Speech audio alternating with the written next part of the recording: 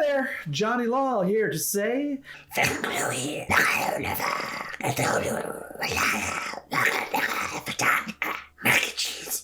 Today we're going to be looking at how to capture your character's voice. Welcome to Roll for Narrative.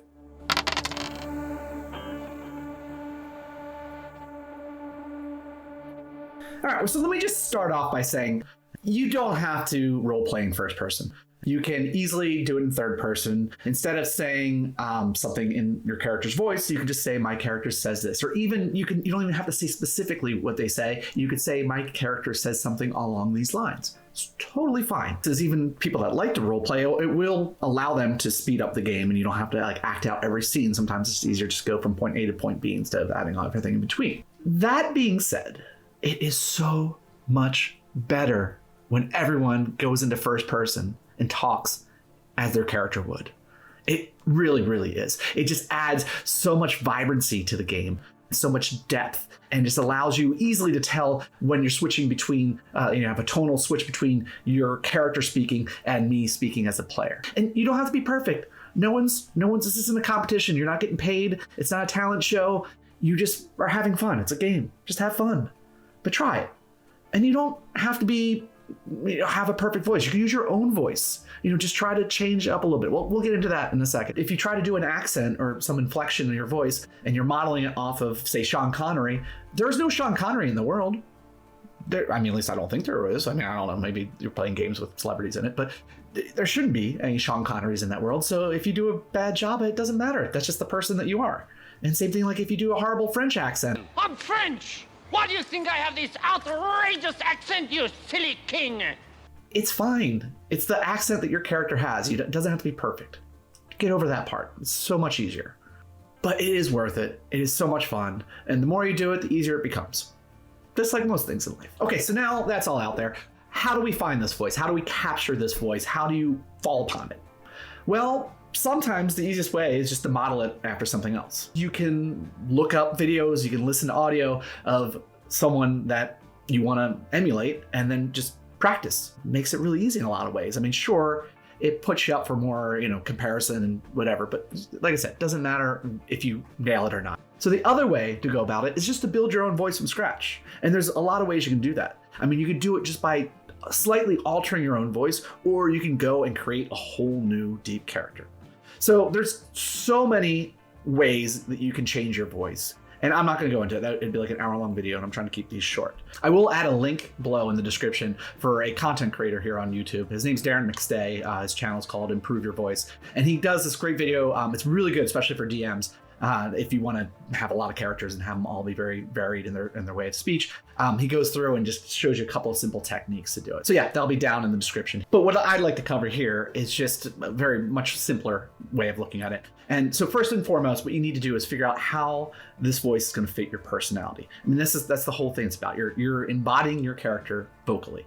So figure out what is important to your character, what they look like, how they behave, what their goals are, and that will right there lead you to a general concept on the voice. When deciding that actual voice, we're going to look at 4 different things. Starting off with your tone. How do they speak? What's the emotion behind their speech? Are they angry all the time? Are they lazy? Are they happy and bubbly? Just think about what that means to your character. The second thing I want to talk about would be cadence. And that is more of the speed, the modularity of your speech, as well as inflection. You can add that into as well.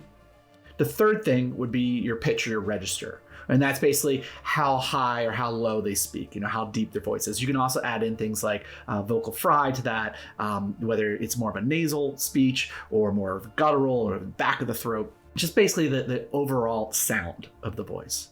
And then finally are little things like their vocabulary, if they have an impediment, if they have an accent. And that's just, if you think about those 4 different things, tone, cadence, register, and then accent / vocabulary impediments, then it's really easy just to kind of boop, boop, boop, boop, build it right from there. So like I said, I don't want to get, I don't want to deep dive this too much. If you would like me to, I'd be more than happy. I just want to try to keep these videos on the shorter side. But hey, leave me a comment and sure, I'll make another video and we'll go more in depth on this. But what I would like to do is give you a couple examples of these 2 approaches. So we'll start off with modeling. I I have a character named Malv who I've mentioned in my first video I ever made for this called Creating Multifaceted Characters. And as I said in that video, he is modeled a bit after Charles Bukowski. He just has this kind of way of speaking and drawing out his words until you understand what he's trying to tell you. It would be nice for me to say that and pretend I'm the tough guy, but I'm not that tough. Once again, not perfect. It's not exactly Bukowski, but that's the thing. You don't want to do exactly an imitation because then you're stuck imitating him the whole time. You get this crap, baby. Another character I have, his name is Sunshine at Midnight. He's in 5e. He's a Tabaxi monk in the Tomb of Annihilation campaign. I emulated after this actor named James Hong, best known, I think, for, well, at least I know him best as Lo Pan from Big Trouble in Little China. He's the bad guy. He just has a very distinct way of speaking. And this character, Sunshine, I wanted him to be a little bit off his rocker. Indeed! He grew up in a kind of on his own, and his best friend is his staff, his bow staff, Maurice. He just has a certain way of speaking, and every now and then he just kind of loses it. Yet we all keep trying like fools. Also, just his catchphrase whenever he's confused by something is, huh. Which I now find myself doing that all the time in real life. I don't know why. It just kind of stuck. And as a third example, I'm still working on this. We haven't played. We did the session 0 last month, but the first game is going to be later this month. And so I'm still working on it. It's kind of hard because I'm modeling this character mainly after Nicholas Holt's portrayal of Peter III in Hulu's The Great. Brilliant. I bet it's marvelous. He has a very slightly posh and almost nasally way of speaking, but he also can be a bit crass sometimes, and he's definitely violent. It's one of his greatest attributes, is his violence. That's what his father always told him. It's a work in progress, but we'll get there. It's bad. Really bad. And the thing is, like I said, I'm not going to completely mimic Nicholas Holt's character. I'm going to put a little spin on it myself, so... Huzzah! There's a couple examples of ways of modeling. Once again, it's great because you can just listen to things on YouTube. The day I'm playing, I usually listen to a couple of videos and I'm able to get into that character that much easier. So now, regarding creating your own from scratch, I'll give you an example of two characters. They're very similar, but there's a couple of very specific distinctions between them, both as a character and in their voice.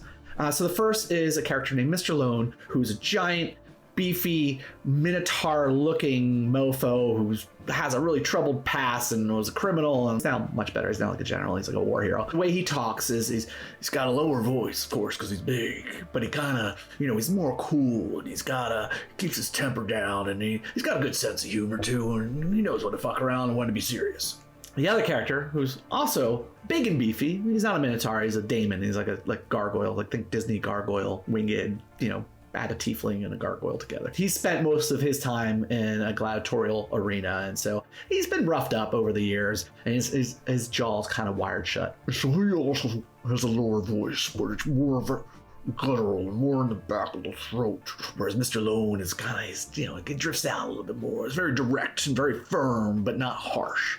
But Silver is definitely harsher, and his vocabulary is probably simpler, whereas Mr. Lone can kind of, ease into negotiations that way.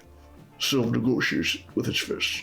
Like I said, I'm not a professional. I don't do this for a living. I just like to play the game and try to get into it. So now that we have figured out how to decide what voice you're gonna do, let's talk about how to practice it. And just a couple of quick tips.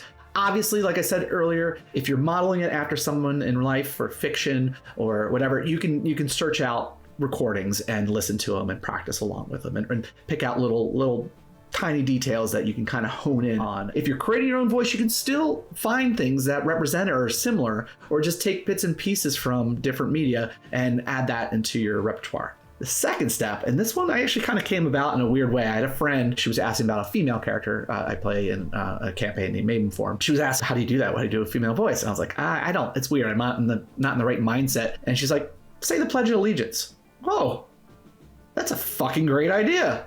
And so that's what I do with all my characters. I try saying the Pledge of Allegiance to get their cadence down, to get their intonation, to get their inflection, to get just the how they speak, because it's something that's been drilled into my mind. Thanks, American school system. It's, you know, it's just so easy. So you don't, if you're not American, obviously you don't know Pledge of Allegiance, but I'm sure you know something. Or maybe if you grew up religious and you know the Lord's Prayer or something similar, that's cool. Or if there's like something that you had to memorize as a kid, you know, anything beyond, like, I would stick away from like songs, like, because you don't want to get like too sing-songy about it. But anything that's a speech or just a something that you is drilled into your brain and you can easily just spit it out. I pledge allegiance to the flag of the United States of America and to the republic for which it stands. One nation, indivisible, with liberty and justice for all. So finally, and this is something I just started doing recently, started with Mal, because like I said, I did kind of model parts of him after Charles Bukowski. So I was like, well, shit, I'm going to start learning some Bukowski poems and memorizing them and using them as monologues, both for myself to get in character, but then also to, you know, bring to the table and kind of surprise everyone and kind of ham it up. So the first one I learned for him was Genius of a Crowd. And doing that, I just, you know, getting into that, saying that and practicing it over and over and over again, it really helped me lock down that voice. There is enough treachery, hatred, violence, absurdity in the average human being to supply any given army on any given day. And those that are best at murder preach against it. And those that are best at hatred preach love. And those that are best at war, finally, preach peace. Beware the preachers, beware the knowers, beware those who are always reading books. Having something like that's great. And you can even do it in other ways too. You can just write your own bit. You can just write a catchphrase or line and just have that and say that before your game over and over again. Just really lock in that voice. So yeah, that's my tip for today. How do you guys go about your voices? What do you do? Do you like to do voices? Do you just use your own voice? Are you, which is fine. You can just use your own voice and slightly change it, or just have a catchphrases that you can lean on. That's all good too. But it's fun to play around. It's fun to try new things. And if it sucks, it sucks. It's not a big deal.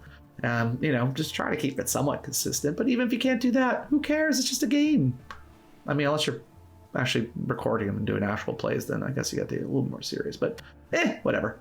Just remember, TTRPGs rock. Hell yeah, fuck yeah.